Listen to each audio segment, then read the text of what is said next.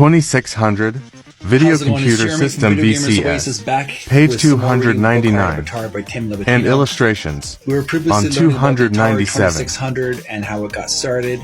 We learned about this machine here, the earlier iteration of the Atari 2600, and they had the cabinet for the cartridges right here for storage, and they had the two trigger game joysticks. They were not really joysticks, they were more like guns. Maybe these race car kits had. That was an earlier version. They don't use that, and they didn't use that in the later Atari 2600 iteration.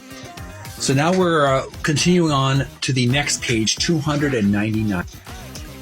This is the page that we're going to finish reading. We're just about near the end of this article, and then we're going to look at some illustrations after that. So send some likes, send some love if you like what you see so far. Follow me on TikTok, Video Gamers Oasis, and subscribe to Video Gamers Oasis on YouTube. Now the rest of the article.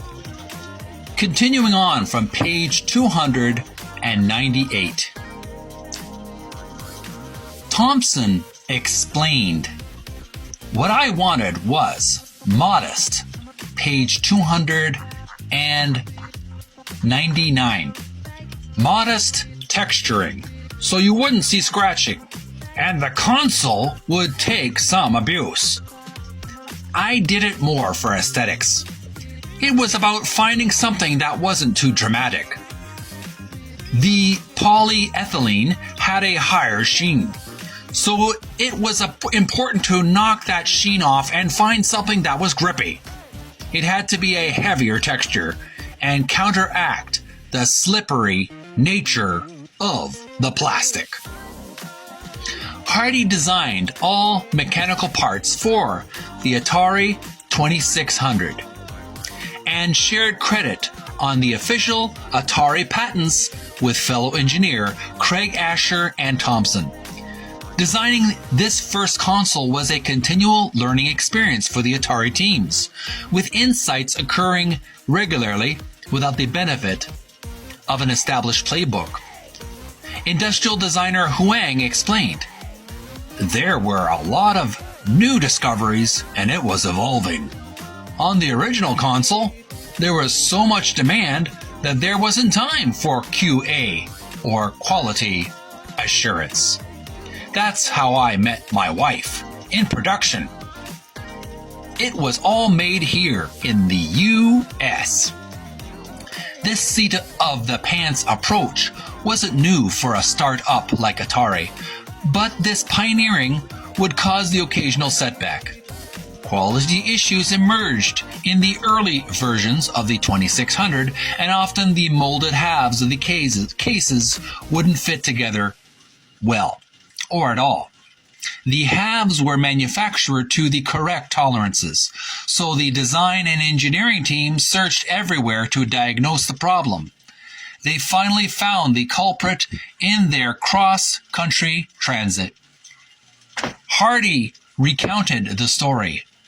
The 2600s were being molded in Colorado, and column to the right, paragraph to the right, shipped across Nevada, and the heat would warp the bases.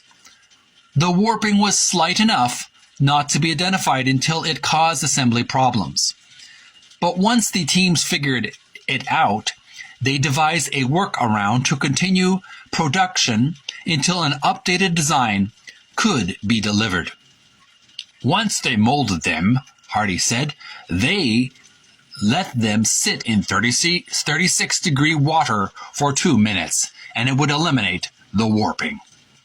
Based on his work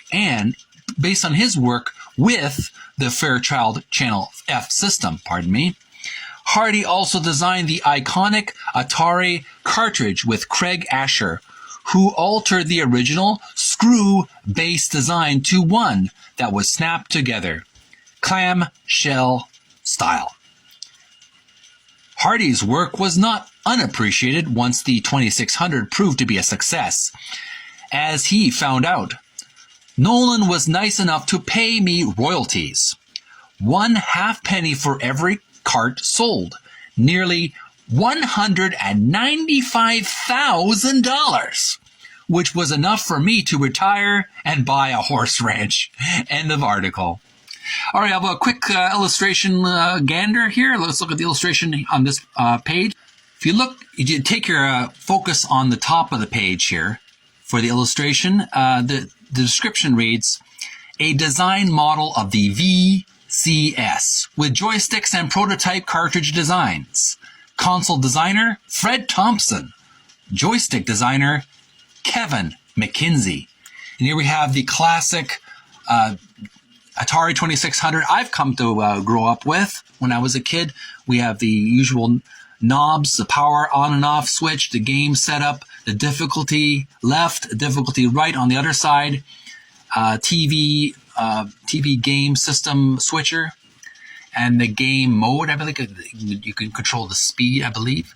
I'm not quite sure. I can't remember, but there's the cartridge slot in the center, and the bottom we have a game of Atari Game Brain. We have Tank Pong, Jet Fighter, Jet Squadron, Biplane, and Combat, and the two classic Atari 2600 joysticks on either side of the machine with a rouge background to give a little bit of a attractive little background effect. And here is a blow-up or inflated quotation from Roger Hector. Designing a product isn't just designing a product, but creating an aura, A-U-R-A, designing the feelings and emotions that support the product. So there's a little bit of a tip for any game designers or any kind of electronic designers in the future. Make a really attractive aura. Before we end the article, we're going to backtrack to page 297. I didn't have a chance to look at these illustrations on page 297.